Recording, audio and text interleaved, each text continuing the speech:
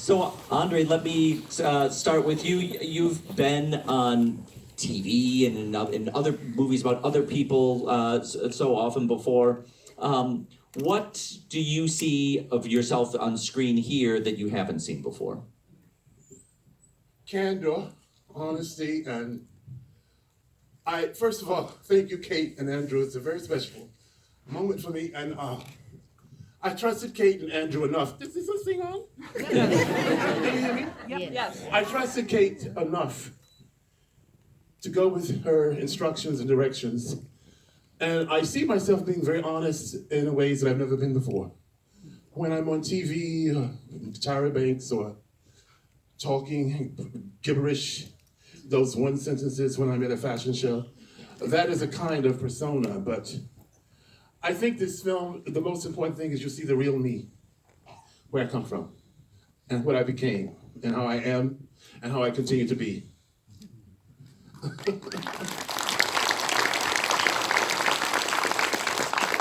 Kate, what was the process of You're getting... such a refined audience. I never saw such refined people. I'm so thrilled. Let me take a picture. Go on. What was the process for you, Kate, in getting Andre to participate and getting the side of him that I've never seen before?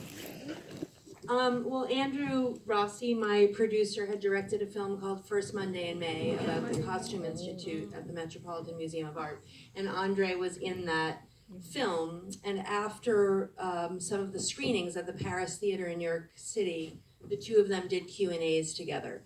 And when I saw the way that the audience responded to Andre, there was one young man who stood up and said, you know, I moved to New York to work in fashion. My parents don't believe that what I do is real, and I know that it is because I saw you do it.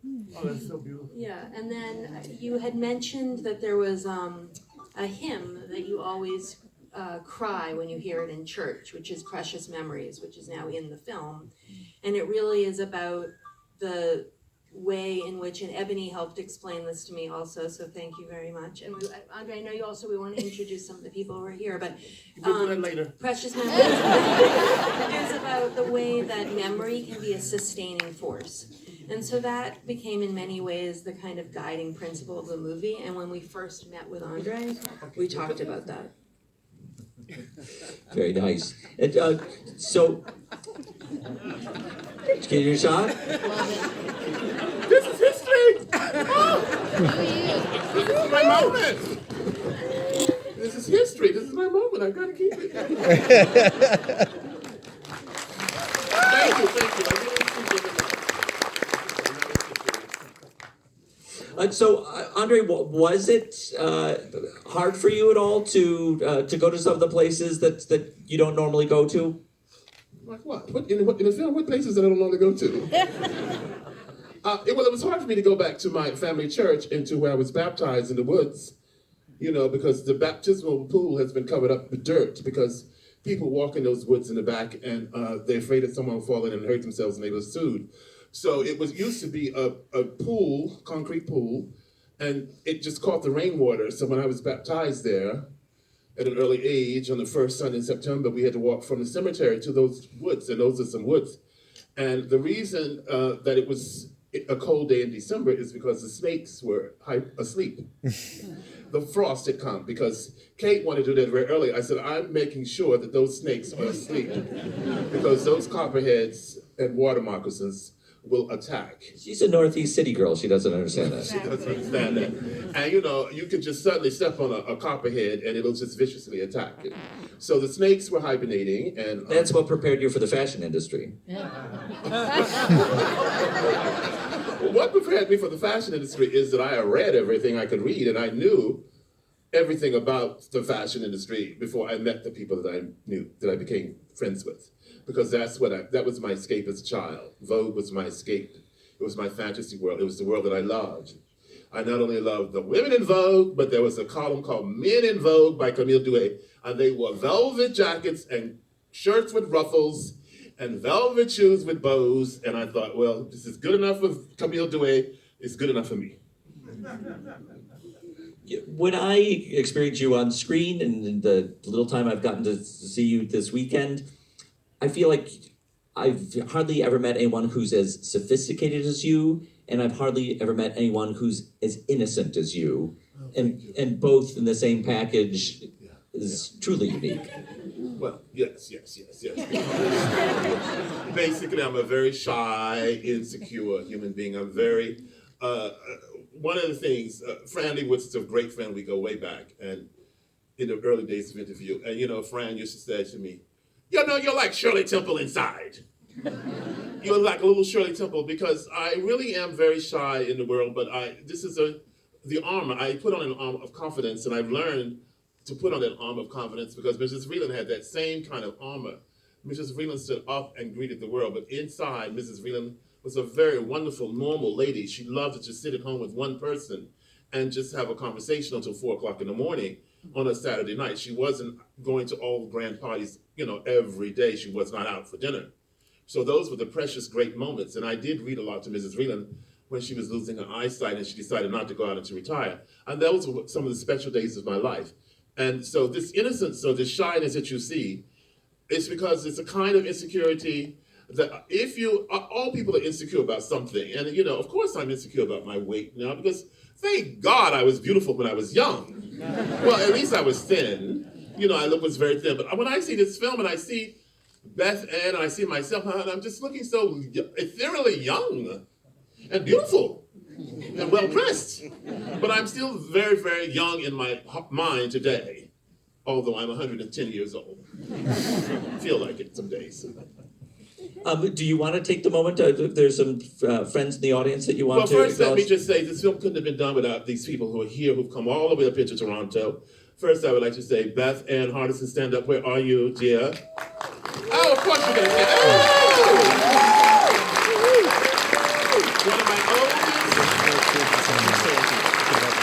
One of my oldest and dearest friends. I called her this morning at 7 o'clock or 8 o'clock. When was it? And she said, you know what? You're succulent. You're succulent. You just eat everything. You devour knowledge, everything. You just know all the moments in the film. And I said, that's the perfect word for me because I devour everything. I read books. I retain memory. I'm succulent. Then I would like to say, another dear friend is Alexis Thomas from New York City. Please stand up.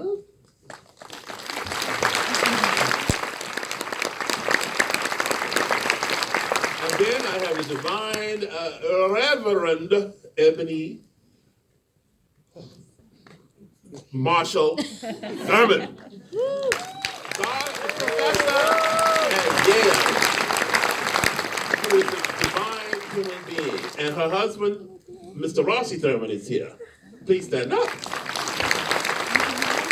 then I have the fabulous, where is she? Miss Tamron Hall. Where is she? Stand up. Miss Tamron Hall,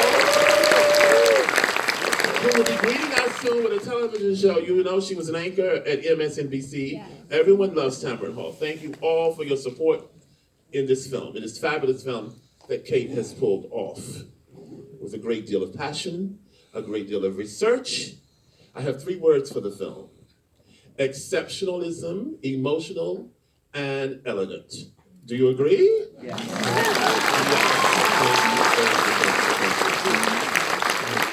Some more questions? Well, let me ask Andrew. Andrew, Kate has produced several of your films, Page One, Ivory Tower, and others. What was the experience of producing for Kate? It was great. We have been working together for, I guess, almost 15 years now. Let's not be coy about this. You guys are married. We are married, that's true. And so I enjoy sort of holding Kate's bag now when we're doing photographs and things like that. But no, I mean, in seriousness, over those years, we have a production company now called Abstract, and we have a team of people, incredibly talented composers, DPs, editors, and it was a thrill to be able to sort of bring that team together for Kate's film and to support her in the way that she supported, me in the films that I've made. Yes. Let me take some questions from the audience. Who's right here? This is the first hand up. Yep, that's you. Well, stand up, honey. Stop taking pictures and stand. Oh, I'm so sorry. If Hillary had won, how would you have dressed her for the inauguration of the ball? If Hillary had won, how would I have dressed her in what she would have wanted to have been dressed in as she was going Into the microphone. Oh, sorry. If Hillary had won, how would I have dressed her? I would have taken my cues from what she was wearing at the moment, which was Ralph Lauren, and she'd worn very smart, beautiful, appropriate pantsuit. She was always appropriately dressed. I might have taken a risk with a sort of maybe a different kind of hairdo, but I was really devastated, to say the least. You asked, yes, you asked. Two questions, if I may. First, Speak out loud. First question: what made you decide to allow the film to be made? Yes. And secondly, when you first saw it, how did you feel? First question was, how did I decide to let the film be made? Yeah, like what made you say yes? Okay, fine. Okay, film and it? then how did I feel when I first saw it? Yeah. Okay, I would rather you ask the question separately, but I'll try to answer them. Well, as Andrew had interviewed me for First Monday in May, and by the way, they wanted me at First Monday in May, and I would think that I was the last person to be interviewed, right? You were, although we had you on the carpet, of course. Yes, but I was the last one in the studio. Correct. Yes. And a friend, Hilda Carrot, kept coming to me at Vogue and saying, I was reluctant to do it because I was just reluctant. Sometimes I just go back into my shell. And Hilda Carrot came to me, she said, Anna, I would like you to do this. It's important to Anna. So I did. And I had been in the film already because I was at Anna's house with her and her daughter, and I was just saying one word, soigner, soigner, soigner, French word. And so I went into the studio, and then I did the film with Andrew in the studio. And then Hildy said to me one day, well, Andrew and Kate are very interested in doing your story. Would you like to meet with them? And would you like for me to be involved? And I said, yes, of course. And so we all went to lunch at one of my favorite places, Andrew, Kate, and Hildy and I. And after that lunch, I said, by the way, Kate gives the best surprise presents. She came with a bag full of presents, which obviously you can seduce me if you give me a present. And so I thought that was wonderful, that she had the right present. There were good DVDs. And then, so after that lunch, I said, yes, let's do it, because many people have asked to do a documentary. Many people. They never came to fruition, but I was happy to do it with Kate and Andrew because I had experienced Andrew, so I felt that if Kate was married to him, it would be a good fit. And it is indeed a good fit. When I first saw the film in a screening, I cried.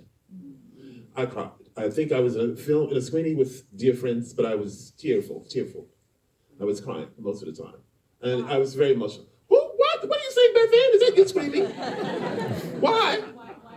Why did I cry? Because I saw the things of the beauty of my life that I don't think about every day. I saw the respect the film shows for the moments that I had with Mrs. Freeland, the respect for my continued climbing through my career from interview to the mountaintop of Women's Wear Daily, to the mountaintop of Yves Saint Laurent with the Broadway collection in 1978, through the mountaintop of doing that extraordinary shoot for Vanity Fair, Scarlet in the Hood. So it's so many moving parts of the film that I particularly appreciate, and I appreciate that she caught the spirituality that is so much a part of me, the grace. The film is full of grace, and I love that the way the cinematography, that she directed the cinematography for the landscape of the exterior of my house with the rabbits.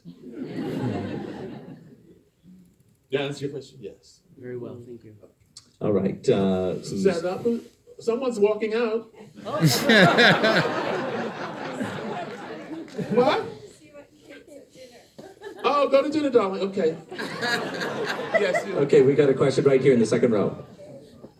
You truly have had a beautiful life, and I just wanted to Thank know, you. what would you tell your younger self, all that you know right now? What would I say to a younger person? What would you Your younger self. Your younger self. Oh, it's. That's a beautiful question. Based on I would have everything- not changed anything for my younger self. I would have not changed anything. No, I would have not changed anything. All the struggles, all the achievements. I think now seeing this film, when I was young, I didn't think about my career. I just did it. We just did. We were just doing things. I was just doing it, and I just lived through it, and I didn't think about me. I never really thought about me. I never kept books, clippings of my articles. I didn't sit back and make scrapbooks. I just did everything. You know, I just went from one thing to the other. I just kept going in the I arrived in Paris, and it was the peak of my early career in the 78, January 1978. With those 13 sets of pieces of unmatched cheap luggage. And by the time I became the age I am now, which is 68, I have about 50 pieces of matched Vuitton. You saw a hint of it in the film. And that's an achievement because I bought it all. I bought it all, I paid for it. And I kept that luggage, and I kept it as a symbol of my hard work. And I once was on the Concorde. That's experience. The Concorde's gone. It was such a fabulous plane. And with a lady, and she had all her Vuitton luggage coming around the thing, you know, the way they come on the carousel. And she had about 16 or 17 pieces from a trip for Paris about 2 weeks. And I had about 5 pieces. I said, oh my God, so much luggage. She says, you must never be ashamed of your luggage. And I said, I took that, I remember that. I remember that so well.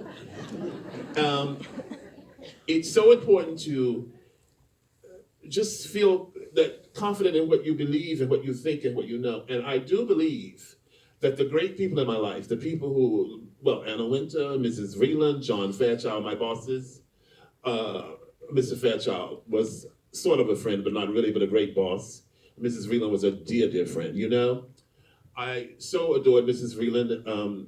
There's so many things I could say about her that are so similar to my grandmother. But the thing about Mrs. Vreeland is when I would read to her, we became so close because I would read out loud to her. I would go up on a Friday night and read until 4 o'clock in the morning, a whole book, and just go back the next day and read the rest of the book or a magazine. And I remember I was reading a magazine, an article in a magazine called The Musician on the Prince, then the young Prince. And I was reading it and about Prince, and she said, get him on the blow. Get him on the blow right now. Get him over here for dinner. I said, Mrs. Vreeland, I always called her Mrs. Vreeland. I never called her Diana. I always called her Mrs. Vreeland. I said, Mrs. Vreeland, I don't know Prince. I can't get him on the phone to get him over for dinner. But you know, it's one of the things I used to love, and this gave me the grace and the strength, is Mrs. Vreeland. I would go spend Christmas Eve with Mrs. Vreeland alone, and we would have dinner, the two of us. And then I would get up on the plane the next morning at 6 o'clock and go to Raleigh-Durham to my grandmother's house and be there for breakfast by 9:30. And those were the great days. Those were the great days.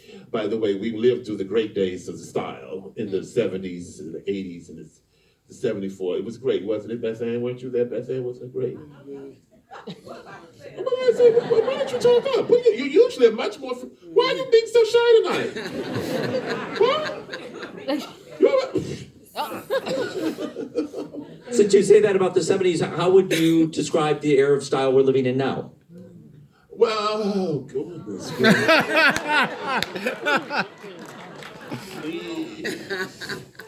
I want to say that whatever you want to wear is fine. You can do, style is democratic. I mean, if you like denim, you can wear whatever you want. There are no rules, but the Well put in Canada. which, Well put in Canada. That's well put in Canada. Oh, yes, but you all are very stylish because you all are very lovely and you're warm. But the thing in general, the world is at a strange place because the people, we don't mention names, who are at the top in our country have created a kind of terror. And I wake up and I feel sick. I feel sick and uneasy.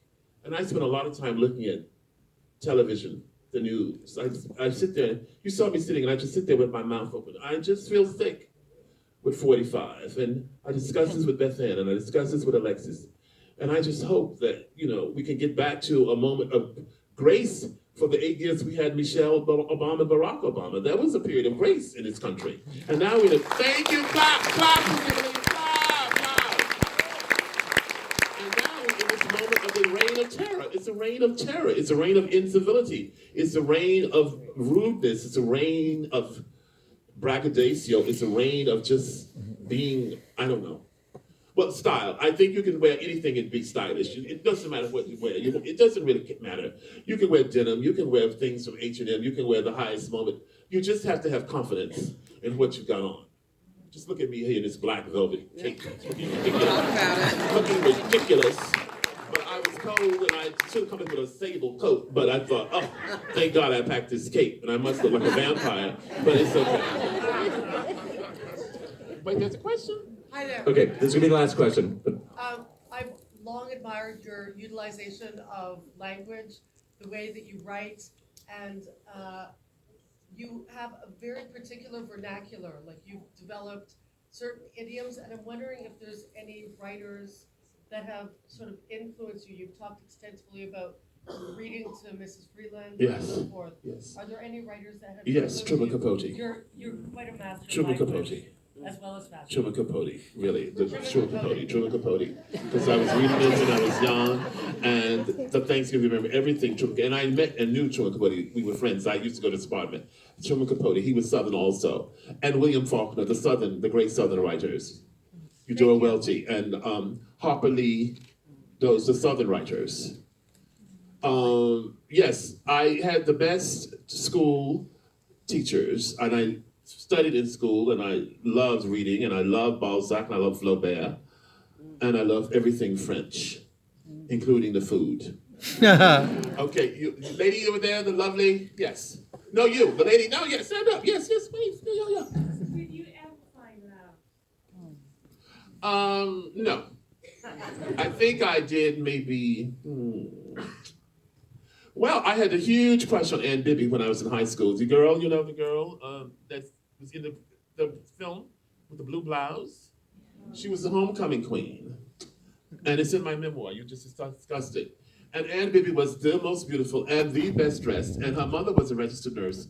So she got the clothes from a store called Montaldo's, which only the white people went to downtown in Durham. But when Miss Ann Bibby was homecoming queen, she got the boucle tweed shell dress and matching coat from Montaldo's, and that was a big moment. And then her mother made for her, for the prom, a white column of silk. It was a Givenchy pattern, but it was a Givenchy dress. And she had long glacé kid gloves, opera gloves. And I went to the prom alone. I didn't have a date. And I went to the prom, and at one point, Anne was standing, and people were dancing. And Anne was standing on the floor, and she said, come over here. She turned, and this is the moment of the greatest moment of eroticism in my youth. And she turned to me and she said, she took out of her handbag, would you powder my back, please? In the middle of everyone in the gym, that moment that she gave to me to powder her back was a moment of rite of passage, because the dress was very low cut in the back, very high in the front, very low in the back to her waist. And she said, would you powder my back? And I thought that was the most extraordinary thing she could have ever done. And then we graduated from high school and we went to Washington, D.C. together, and she was staying with her uncle. And so we went out to a jazz club, this was right after high school, and she had another dress made by a Givenchy pattern or something. It was pink, it was very Jackie Kennedy. And she came out to go to this fabulous jazz club with fabulous gloves, and she was the epitome of style. And I didn't hear from her for 50 years until this film. I think, right, Kate? We were looking for Ann Bibby, and then Bruce Weaver, I said, Bruce, do you have Ann Bibby's contacts? He says, she lives in Queens, right around the corner from me, and so we had lunch. Who would have thunk it? And 50 years later, there she is. She was your first swan. Yeah, she was my first swan, first muse. And she was extraordinary. She's been divorced, married twice. She has a wonderful husband. And she still is very much the same. She was very beautiful as a homecoming queen. I think you can find love. You have good friends. Sometimes they disappear on me and I disappear on them. Very difficult, but maybe twice. Let me see, what can I think? Really? Well, I'm not going to talk about that tonight. One more question. Oh, do you have one? Come on. Well, now you've got me going. So, Yeah. So right Yes. here. Did the shrubbery survive the arborist that you're... Oh, yes, had it not, there would have been a big scene. Kate, were you kind of wishing that it would take a blow just to get that on I camera? know, I was like, a little bit this way. Yeah. I just wanted to know what kinds of designers inspire you as be compared to the Karl Lagerfelds and the Tom Ford. sorry? Tom Ford, Marc Jacobs, Ralph Rucci, Andre Walker.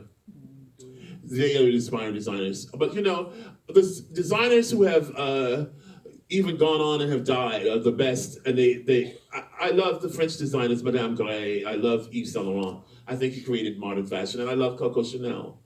I love Manolo Blahnik. He's a shoe designer, but I think he's the king of shoes.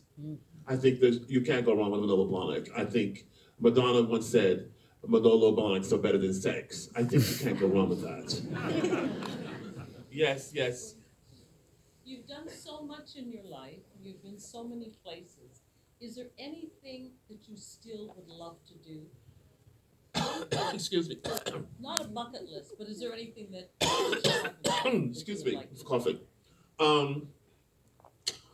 Probably I'd love to go on a big, huge safari, which I haven't done, and discover Africa in a big way. But it would have to be a very luxurious way. I'm not staying in a tent. I'm not staying in a tent like Ebony and Rossi did, although there was a glamorous, glorified tent. I'm not staying in anybody's tent. I want a hotel with room service, free breakfast, room service, Wi-Fi, and I want the bed pulled back. I am not going in a tent, in a pup tent, even if it is a luxury safari. I love to take the Trans-Siberian train, the train to Venice. I love to travel more. A question. All right, You we're all are gonna, so we're gonna wonderful. do one more. One more. I wonder if you have a perspective on younger writers today, like Lynn Radine or Manor Color, what your perspective was on younger fashion writers? I don't really read fashion anymore. I can't answer that because I really don't follow fashion in that way. I don't know who the young fashion writers are because at a certain point you have so much to do. You have to do the more important things. And I'm not following bloggers and I'm not looking for special writers per se. I'm so sorry. But the man behind you had a question I probably can answer. You answered it. The black man. Stand up. The black man. No, definitely heard. You're amazing. You said that you're amazing. But don't you have a question? No question. Thank you, and thank you, Kate, for bringing us this show. I know there's a lot of love in this room for you.